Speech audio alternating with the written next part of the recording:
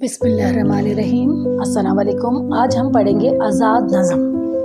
आज़ाद नज़म ऐसी नज़म को कहते हैं जिसमें काफ़िया, रदीफ़ और बहर की पाबंदी सख्ती से नहीं होती। शायर अपनी बात को आज़ाद अंदाज में बयान करता है। मिसरों की लंबाई भी बराबर नहीं होती और मौजू को कोई बयान करने में नज़म ज़्यादा गुफ्तगू या नसर जैसा तासुर देती है, लेकिन फिर भी इसमें शेरी हुस्न, जज्बात, रवानी और आहंग मौजूद होता है।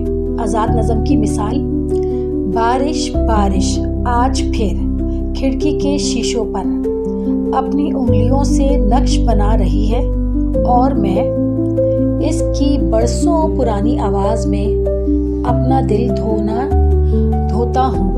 तो इस तरह ये ऐसी नज़म है जो लग रहा है कि शायद कोई नसर है, लेकिन ये एक नज़म है। ऐसी नज़मों को हम आज़ाद नज़म कहते हैं। इसके बहुत सारे खालिक हैं, इसके बहुत सारे लोग हैं जो इसको इस्तेमाल करते थे। सबसे बड़ा नाम जो है वो परवीन शाकिर साहिबा का है, जो कि आज़ाद नज़म में माहिर थी कहना चाहिए।